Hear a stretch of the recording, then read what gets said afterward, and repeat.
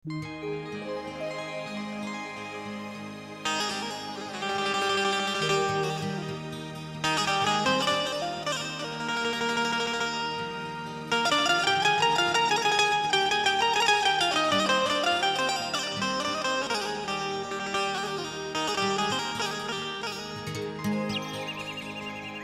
सामीन हज़रात, super cassette industries limited और गुलशन कुमार पेश करने जा रहे हैं एक ऐसा वाक़या जो बहुत ही दिलचस्प है।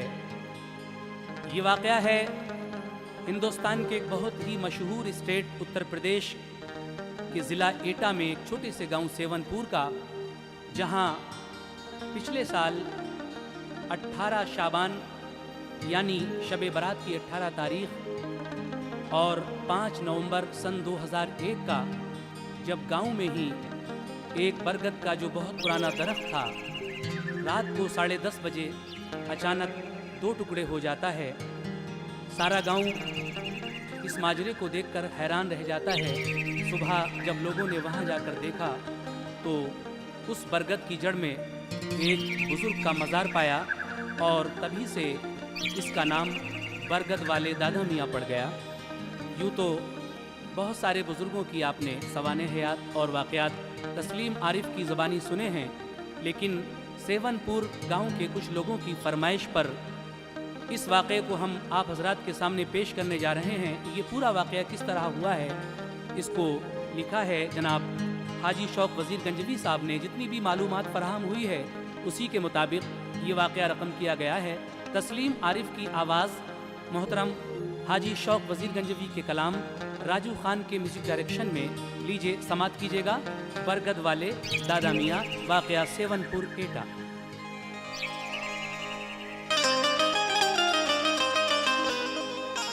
ऐ खुदाए पाक जिस पे तेरी रहमत हो गई, दोनों आलम की उसे हासिल मसरत हो गई। मारुफत का नूर तूने उसके दिल में भर दिया, जिसको सरकारे दो आलम से मोहब्बत हो गई। जिसको सरकारे दो आलम से मोहब्बत हो गई, लेकिन जिसको भी रब ने अता एक जामे इरफां कर दिया, उसने संगे खार को लाले बदख्शां कर दिया। आशिकों ने तेरे जुल्मत में उजाले कर दिए, तेरे वलियों ने बयाबा को गुलिस्तां कर दिया। लीजिए हजरात, यहाँ से इस वाक़े को समाप्त कीजिए। वाक़या सुनिएगा सेवनपुर का ऐ दोस्तों, वाक़या सुनिएगा सेवनपुर का ऐ दोस्तों। क्या हकीकत है वहाँ नजरों से जाकर देख लो, क्या हकीकत है वहाँ नजरों से जाकर देख लो, क्या हकीकत है वहाँ नजरों से जाकर देख लो। वाक़या सुनिएगा सेवनपुर का है दोस्तों, वाक़या सुनिएगा सेवनपुर का है दोस्तों, वाक़या सुनिएगा सेवनपुर का है दोस्तों।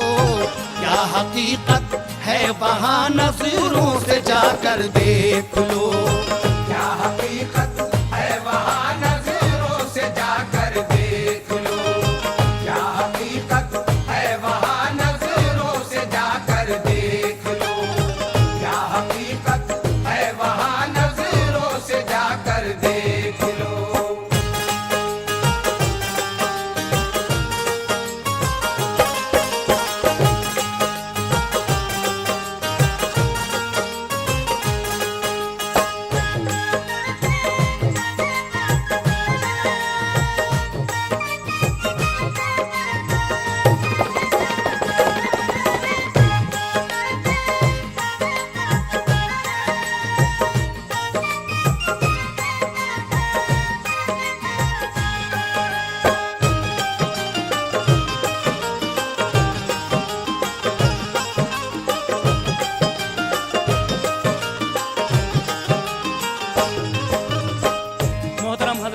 से इस वाक़े का पहला बंद पेश खिदमत है, लीजिए मुलाहिजा फरमाइए।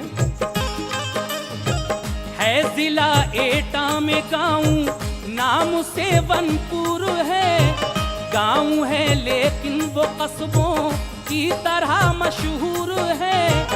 गाँव वाले खेती बाड़ी करते हैं, व्यापार बंद उसकी है तहसील, एक मशहूर बस्ती कासगंज।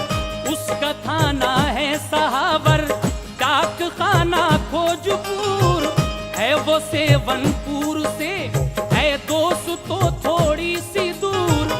गांव से कस्बा सहावर दोस्तों है 3 मील।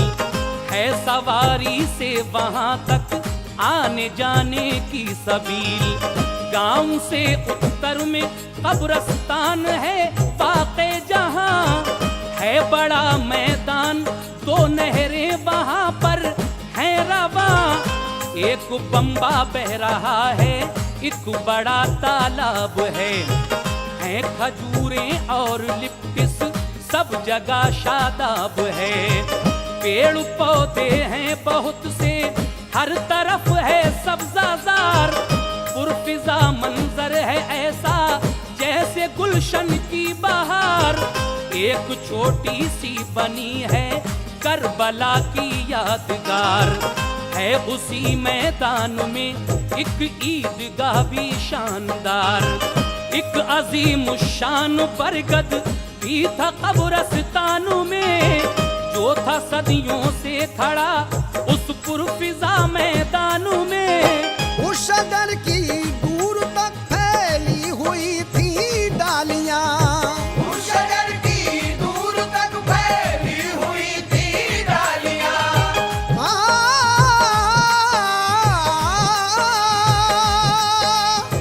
उस शजर की दूर तक फैली हुई थी डालियां। गर्मियों के दिन में था वो रहमतों का साहिबा। गर्मियों के दिन में था वो रहमतों का साहिबा। गर्मियों के दिन में था वो रहमतों का साहिबा। गर्मियों के दिन में था वो रहमतों का साहिबा।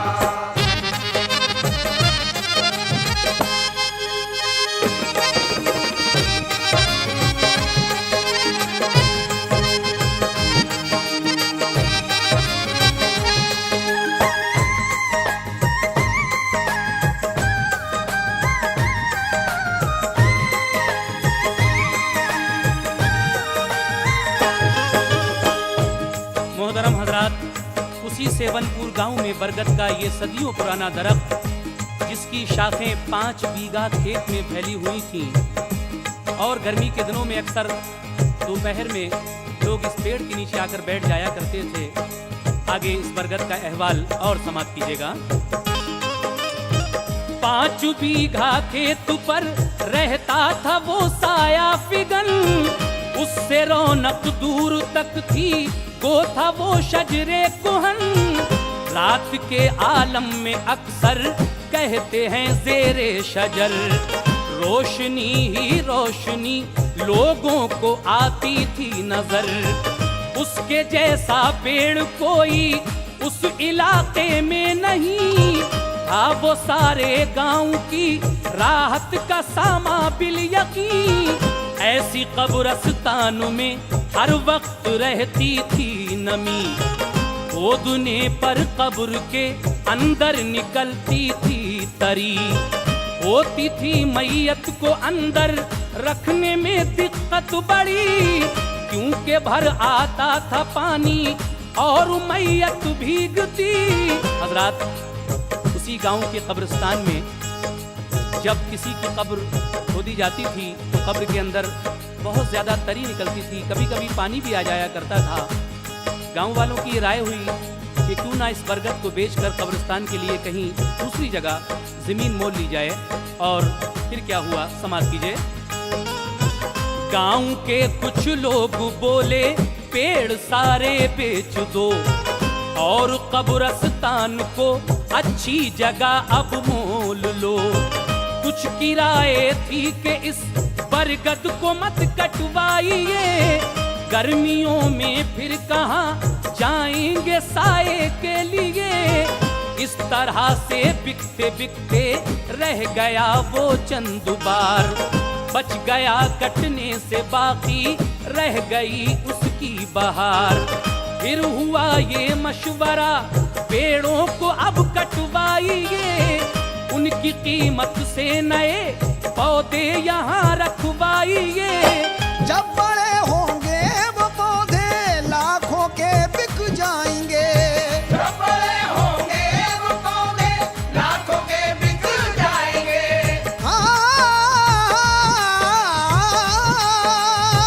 जब बड़े होंगे वो पौधे लाखों के बिक जाएंगे, तब ही कब्रिस्तान को अच्छी जगह ले पाएंगे। तब ही कब्रिस्तान को अच्छी जगह ले पाएंगे। तब ही कब्रिस्तान को अच्छी जगह ले पाएंगे। तब ही कब्रिस्तान को अच्छी जगह ले पाएंगे।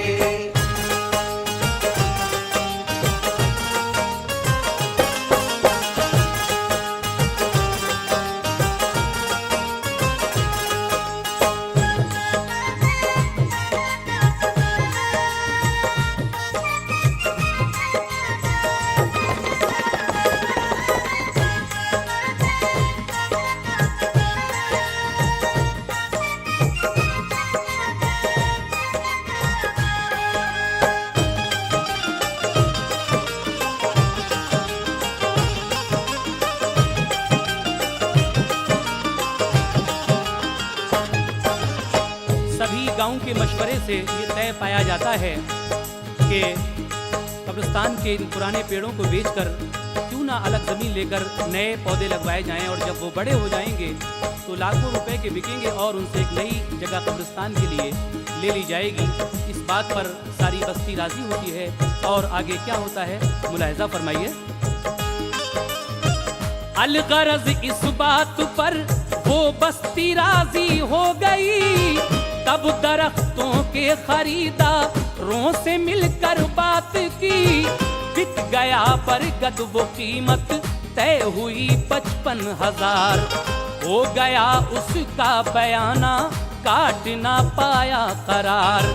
थी अकेले एक बरगद की ही लकड़ी लाख की, इसलिए लकड़ी के ठेकेदारों ने वो मोल ली। तय हुआ कि कल सुबह बरगद वो काटा जाएगा, पहले जो बुद्धे हैं उनको छांटा जाएगा। आदमी क्या कर सकेगा, हर तरह मजबूर है, बस वही होता है जो अल्लाह को मंजूर है। पीर का दिन रात थी 18वीं शाबान की, था नवंबर का महीना 5वीं तारीख थी। 2001 सन थी तब है मेहरबानो ईसवी, 1422 हिजरी देखो है लिखी हुई। हजरात पीर के दिन 18 शाबान नवंबर की 5 तारीख और 2001 सन ईसवी यानी 1422 हिजरी रात को 10:30 बजे इस बरगद के 2 टुकड़े जो होते हैं उसी का वाकया ये आप इस वक्त सुन रहे हैं। लेकिन उससे पहले कुछ और वाकया इस तरह से लिखा है, समाप्त कीजिए। एक लड़का गांव का जब पहुंचा कब्रिस्तान में, घूम कर तफरीह वो करने लगा मैदान में।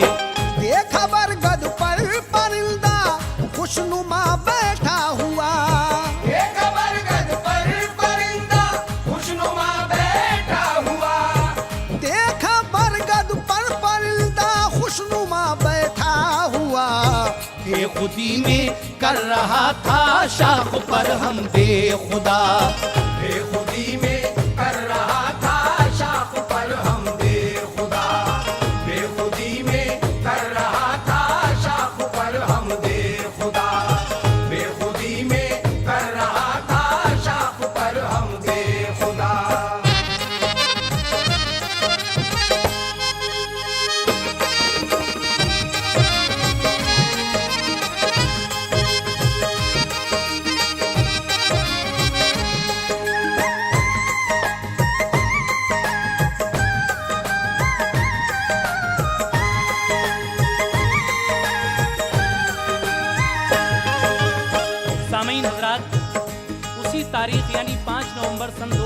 एक दो पीर के दिन में ये लड़का उस कब्रिस्तान में जाता है।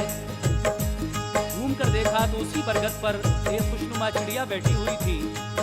जब इसने उस चिड़िया को देखा तो इसके दिल में ख्याल आया कि मैं इसको मारूं, लेकिन उस चिड़िया को मारना था। और क्या हुआ उस लड़के का, समाप्त कीजिए। उस बशर को शौक ने ऐसा किया बेइख्तियार, खुशनुमा चिड़िया को उस नादान ने कर डाला शिकार। ये खुदा जाने उसे उस वक्त क्या आया नजर, उसको हैबत सी हुई खामोश पहुंचा अपने घर। हो गया बीमार, घर जाते ही फिर ले ली दवा, लेकिन उसको उस दवा से हो सका ना फायदा। हुक्म खालिक का किसी हालत में भी टलता नहीं, मौत के आगे किसी का जोर कुछ चलता नहीं। ऐसा बिगड़ा हाल उसका कि उसी दिन मर गया। घर में रंजो गम का वो तूफान बरपा कर गया। उसके घर वालों पे क्या गुजरी बता सकते नहीं, हम किसी नाशाद के दिल को दुखा सकते नहीं। हो गया एकदम अचानक जबकि उसका इंतकाल, गांव में उस मौत का सबको हुआ बेहद मलाल। जो भी करना था उसे दुनिया में आकर कर गया, ये समझ लीजिए कि एक मेहमान अपने घर गया। जिंदगी और मौत का मालिक है रब्बुल आलमीन, जिंदगी और मौत का मालिक है रब्बुल आलमीन, जिंदगी और मौत का मालिक है रब्बुल आलमीन। उसकी मर्जी में किसी का कोई भी चारा नहीं, उसकी मर्जी में किसी का कोई भी चारा नहीं, उसकी मर्जी में किसी का कोई भी चारा नहीं, उसकी मर्जी में किसी का कोई भी चारा नहीं।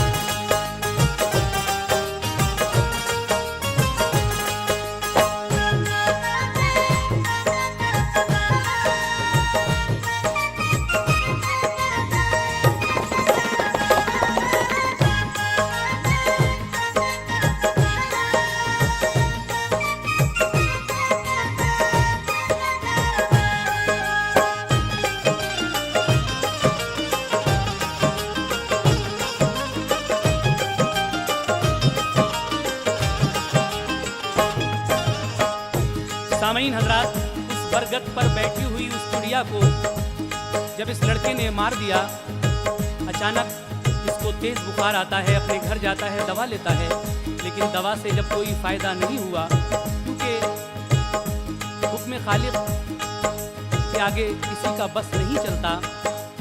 धीरे धीरे शाम तक इस लड़के की तबीयत और ज़्यादा ख़राब होने लगती है और बिलाखिर उसका इंतकाल हो जाता है। इन्ना लिल्लाहि व इन्ना इलैहि राजिऊन। जब इंतकाल हो गया, घर वाले अजीब कश्मकश में, लेकिन जब इस लड़के की मैयत को उस कब्रिस्तान में दफन करके रात को लोग अपने घर आए तो क्या हुआ, इस बंद में मुलाहिजा फरमाइए। उसकी मैयत के लिए फिर गुस्ल दिलवाया गया, सब्र से कुछ काम लेकर उसको कफनाया गया। घर से बाहर लाए मैयत, फिर नमाज उसकी हुई, लाके कब्रिस्तान में फिर दफन वो कर दी गई। दफन करके गांव वाले अपने घर वापस गए। 10:30 उस दम घड़ी में बज रहे थे रात के। एक सर्राटा सुना बस्ती के लोगों ने अजीब, समझे आफत आ गई क्या कोई बस्ती के करीब। ये लगा के जैसे कोई तेज आंधी आ गई, ये ताज्जुब था सभी को कि हवा बिल्कुल न थी। सुन के वो आवाज सारे गांव वाले डर गए। कुछ इकट्ठे हो गए तो कुछ छतों पर चढ़ गए। वो अभी वाकिफ न होने पाए थे इस राज से कि धमाका भी हुआ एक तेज तर आवाज से। सुन के उस आवाज को घबरा गए सारे बशर। ये पुलिस वाले भी उस दम सब ये बोले सोच कर, दूसरी आवाज का कुछ देर कर लो इंतजार। जब न कुछ आवाज आई तब हुआ दिल को करार। फिर हुआ ये मशवरा बाहर निकल कर देख लो। फिर हुआ ये मशवरा बाहर निकल कर देख लो।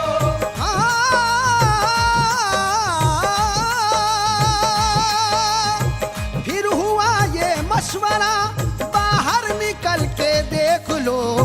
जिस तरफ से आई ये आवाज चल कर देख लो।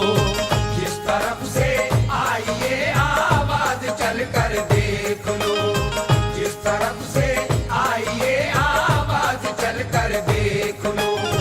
जिस तरफ से आई ये आवाज चल कर देख लो। जिस तरफ से आई ये आवाज चल कर देख लो। जिस तरफ से आई ये आवाज चल कर देख लो। जिस तरफ से आई ये आवाज चल कर देख लो। जिस तरफ से आई ये आवाज चल कर देख लो। जिस तरफ से आई ये आवाज चल कर देख लो।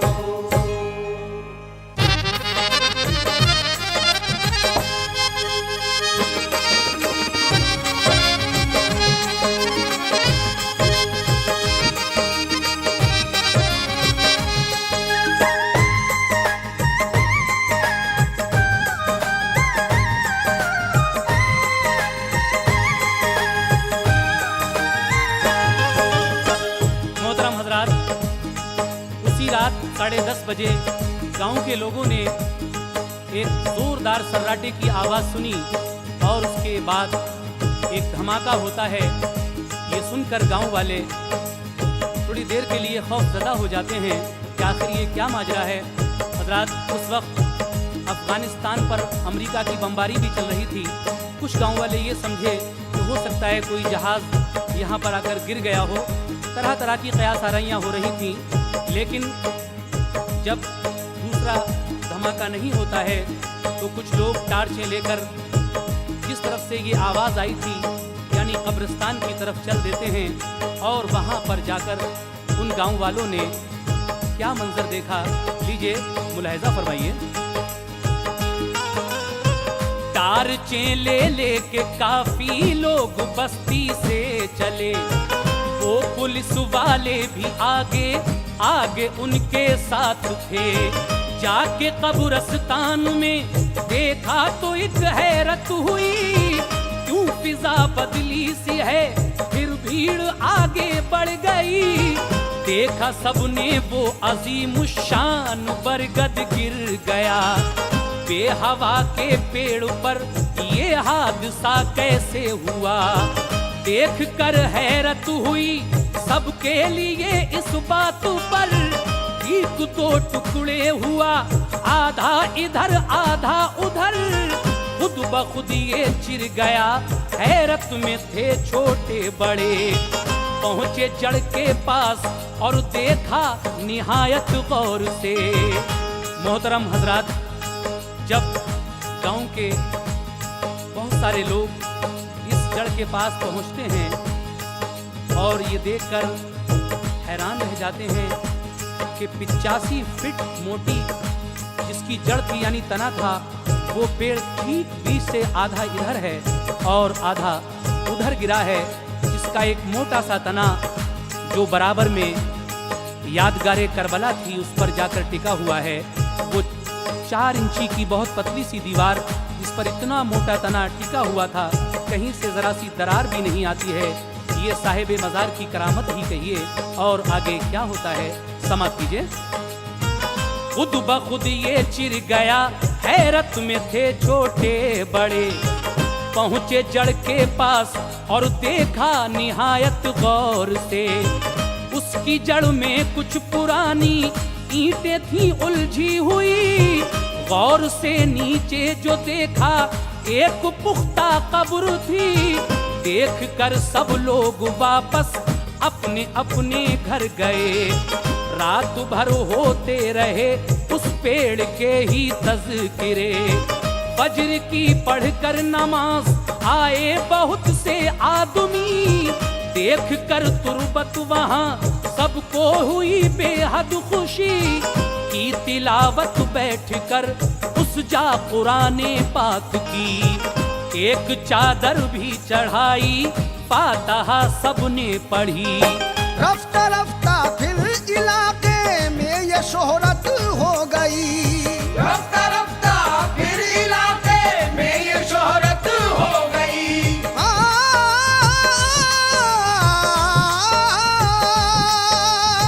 रफ्ता रफ्ता फिर इलाके में ये शोहरत हो गई। एक सेवनपुर में जाहिर ज़ियारत हो गई, एक सेवनपुर में जाहिर ज़ियारत हो गई, एक सेवनपुर में जाहिर ज़ियारत हो गई, एक सेवनपुर में जाहिर ज़ियारत हो गई।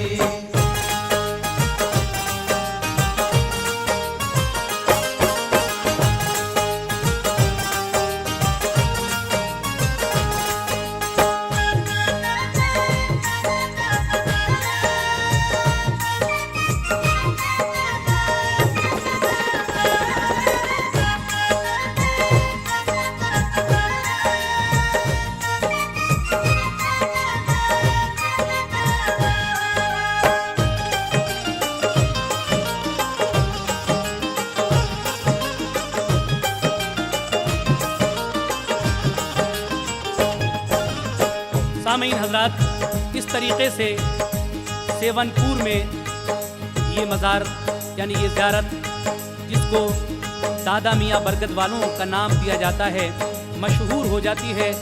जब ये शोहरत सेवनपुर से बाहर गई तो फिर इसकी ज़ियारत के लिए बड़ी दूर दूर से लोग आने लगे। और फिर क्या हुआ, समाप्त कीजिए। ये खबर जिसने सुनी वो देखने को चल दिया, आदमी औरत हर एक मुश्ताक ज़ियारत हो गया। देखा जाकर जिस किसी ने पेड़ के नीचे मज़ार, बोला बेशक है ये कारे कुदरते परवरदिगार।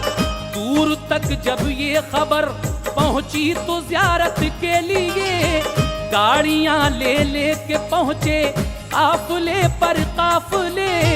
2 किलोमीटर में भारी एक मेला लग गया, मोटरों कारों का जारी हो गया एक सिलसिला। मुनाकिद होने लगी फिर महफिलें तकरीर की, होती रहती है तिलावत भी वहाँ कुरान की। दूर से फनकार भी आते हैं ज़ियारत को वहाँ, गाहे गाहे होती रहती हैं वहाँ कव्वालियाँ।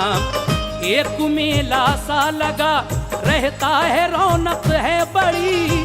तेल पानी और तबर्रुक लेके जाते हैं सभी, बिजली पानी और होटल का वहाँ है इंतजाम। सायरीनों का वहाँ रहता है हरदम अज़्दहाम। इंतजामी कारकुन मौजूद रहते हैं वहाँ, गश्त करती रहती हैं सब इंतजामी टोलियाँ। फातिहा होने लगी, खादिम वहाँ रहने लगे। फातिहा होने लगी, खादिम वहाँ रहने लगे। फातिहा होने लगी, खादिम वहाँ रहने लगे। साहिबे मरकद को सब दादा मियाँ कहने लगे, साहिबे मरकद को सब दादा कहने लगे। साहिबे मरकज को सब दादा मियाँ कहने लगे। साहिबे मरकज को सब दादा मियाँ कहने लगे।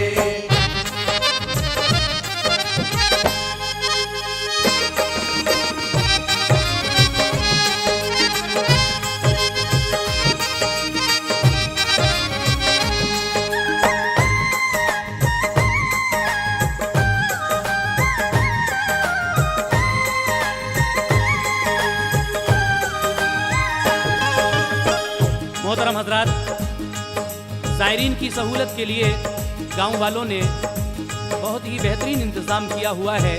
किसी तरीक़े की कोई परेशानी वहाँ नहीं होती है और गांव के नौजवानों की टोलियाँ वहाँ मेले में घूमती रहती हैं ताकि कोई किसी के साथ बदतमीज़ी न करे, किसी को कोई जेब ना काटे और किसी तरह की कोई धोखेबाजी ना हो। बहुत ही अच्छा इंतज़ाम वहाँ आप पाएंगे। खाने पीने के होटल, दुकानें सजी हुई, बहुत अच्छा मंजर है। लेकिन हजरात, इस वाक़े को जब पूरा 1 साल हो जाता है, यानी 5 नवंबर सन 2002 आती है, तो गांव वालों ने उर्स कमेटी की जानिब से कव्वाली का एक प्रोग्राम, तकरीर का प्रोग्राम वहाँ पर रखा, जिसमें तस्लीम आरिफ को भी जाने का इत्तफाक हुआ और हमारे साथ मोहतरम हाजी शौक साहब भी थे। वहाँ जाकर देखा तो तबीयत खुश हुई और जो कुछ और देखा वो मंजर जनाब शौक पेश करते हैं। लीजिए मुलाहिज़ा फरमाइए। उर्स सालाना हुआ 18वीं शाबान को, उसमें शिरकत जिसने की सब हाल उससे पूछ लो। देख कर मंजर दुकानों का किनारे नहर के, ऐसा लगता है कि कलियर के नजारे मिल गए। शहर के बाजार जैसी रहती है रौनक वहाँ, पोस्टर कैसेट किताबें लेते हैं खुर्दो कलाम, और भी सामान लाते हैं वहाँ दुकानदार। लोग ज़ियारत के लिए जाते हैं सब परवाना बार, सब अकीदतमंद कहते हैं मिला हमको करार। उर्स सालाना का फिर हमको रहेगा इंतजार, कहते हैं अब इंतजाम अच्छा वहाँ हो जाएगा। जाने वाला हर तरह की अब सहूलत पाएगा, जाने वाले जब मुरादें अपने दिल की पाएंगे, उनसे तब तस्दीक होगी लोग सुनकर आएंगे। आए एक गुरसाए गंजी हाजी मजहरुद्दीन भी, साथ देगे आपने पकवाई आकर बाखुशी। फातहा देकर तबर्रुक सबको बांटा शाद शाद, क्योंकि जो मांगी थी वो पूरी हुई उनकी मुराद। एक साहिब कह गए ऐसी घड़ी भी आएगी। एक साहिब कह गए ऐसी घड़ी भी आएगी। एक साहिब कह गए ऐसी घड़ी भी आएगी।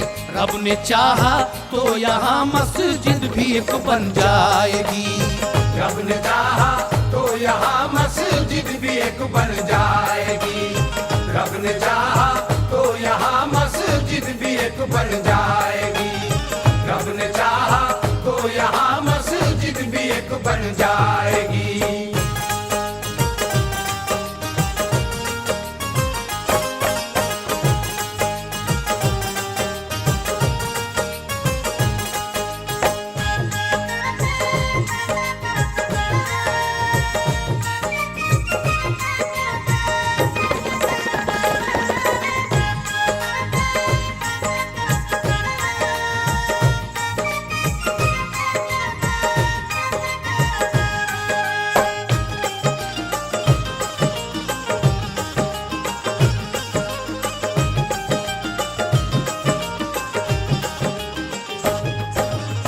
पहले उर्स की रौनक देखकर सभी की जुबान पर यह था कि कब दूसरा सालाना उर्स आएगा और हम लोग फिर इसी जगह जमा होंगे।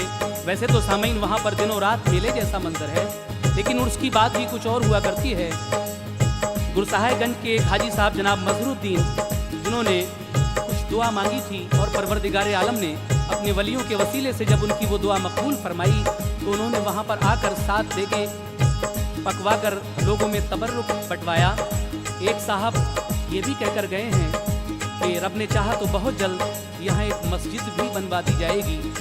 और उसके बाद आगे क्या क्या होगा, लीजिए मुलाहिजा फरमाइए।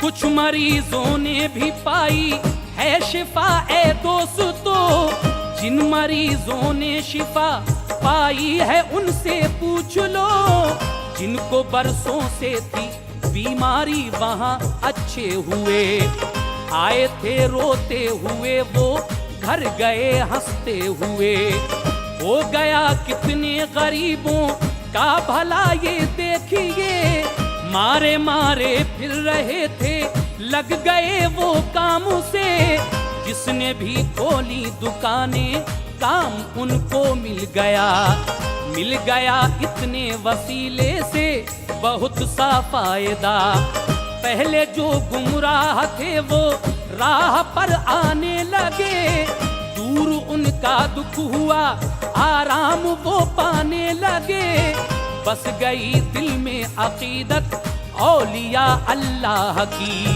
मिल गई राहे सदाकत और हक की रोशनी, रात दिन चलती है मोटर कार से वनपुर को, रास्ते में सबको अब अमनो अमा है दोस्तों, जाके स्टेशन पे देखो फजल से अल्लाह के।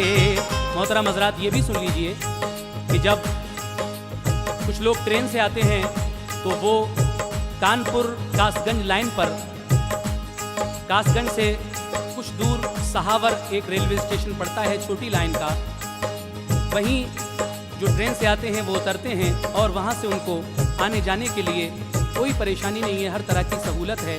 लीजिए मुलाहिजा फरमाइए। जाके स्टेशन पे देखो फजल से अल्लाह के, तांगे रिक्शे वालों को खुशहाली के दिन आ गए, देखते ही देखते एक इनकलाब आया वहाँ, कल जो वीराना था वो अब बन गया है गुलसिता, फैज है जारी वहाँ अब फजल से अल्लाह के, फैज है जारी वहाँ अब फजल से अल्लाह के, फैज है जारी वहाँ अब फजल से अल्लाह के, है ये फरमाने नबी कोई वसीला ढूंढिए, है ये फरमाने नबी कोई वसीला ढूंढिए, है ये फरमाने नबी कोई वसीला ढूंढिए, है ये फरमाने नबी कोई वसीला ढूंढिए।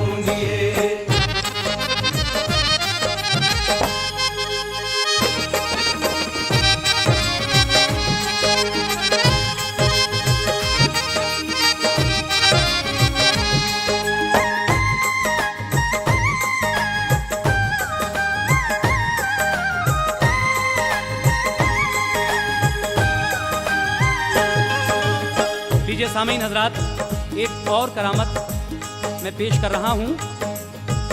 एक ये भी है करामत, पेड़ वो जिस दम गिरा, पतली सी दीवार पर वो करबला की रुक गया, यानी मोटा भारी गुद्दा एक उस पर गिर गया, साल भर से है अभी तक वो वहीं रखा हुआ, सर्रा भर दीवार को पहुंचा नहीं कोई जरर, होता है सबको ताज्जुब अब भी उसको देख कर, जो अकीदतमंद हैं लाते हैं सुनकर वो यकीन, बद अकीदा लोग तो वलियों के कायल ही नहीं, शहर दिल्ली का है एक मशहूर सच्चा वाकया, बादशाह मुनकिर हुआ हजरत निजामुद्दीन का, उनकी हर सच्ची करामत को वो झुटलाता रहा, अपनी ताकत रोब से वो उनको धमकाता रहा, आपने फिर उसके हक में रब से कर दी बद्दुआ, उसके महलों पर गिरी बिजली वो जलकर मर गया। हजरत साबिर को मस्जिद में नहीं रुकने दिया। सबको ये मालूम है अंजाम उसका क्या हुआ। आपके फरमान पर मस्जिद वो फौरन गिर गई। मोतक़िद लड़का बचा और मर गए सब आदमी। हजरत ख्वाजा को जब पानी नहीं लेने दिया, आपने पानी वो सब कासे में अपने भर लिया। अबू जहल ने मौजज़े देखे रसूल अल्लाह के। अबू जहल ने मौजज़े देखे रसूल अल्लाह के। अबू जहल ने मौजज़े देखे रसूल अल्लाह के। पर समझ में कुछ न आया रूसिया गुमराह के। पर समझ में कुछ न आया रूसिया गुमराह के। पर समझ में कुछ न आया रूसिया गुमराह के। पर समझ में कुछ न आया रूसिया गुमराह के।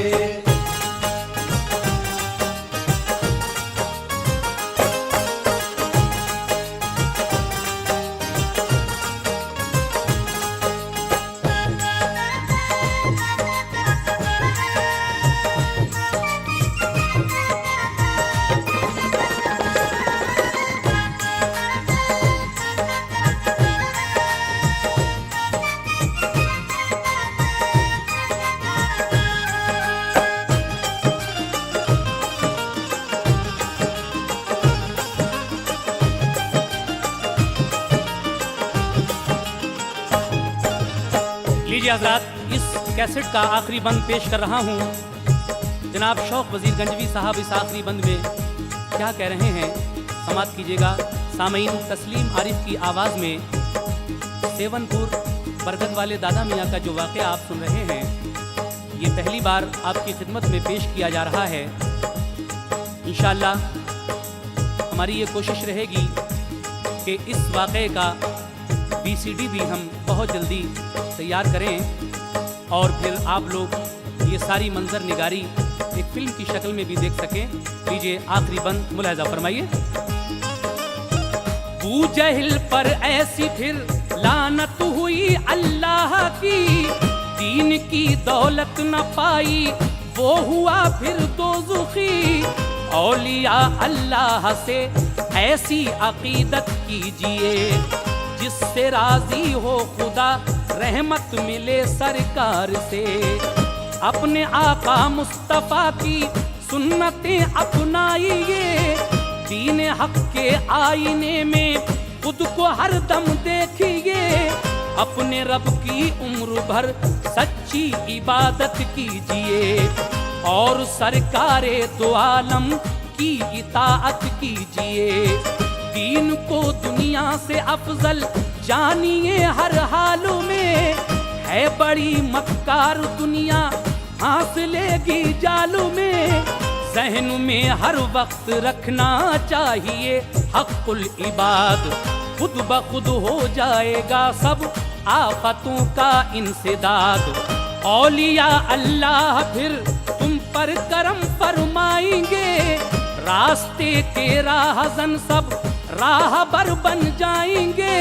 शौक पर नजरे करम हो ऐ खुदाए दो जहां। शौक पर नजरे करम हो ऐ खुदाए दो जहां। शौक पर नजरे करम हो ऐ खुदाए दो जहां। सारे आलम पर हो या रब बारिशे अमनो अमा। सारे आलम पर हो या रब बारिशे अमनो अमा। सारे आलम पर हो या रब बारिशे अमनो अमा। शौक पर नजरे करम हो ऐ खुदाए दो जहां। शौक पर नजरे करम हो ऐ खुदाए दो जहां। शौक पर नजरे करम हो ऐ खुदाए दो जहां। सारे आलम पर हो या रब बारिशे अमनो अमा। सारे आलम पर हो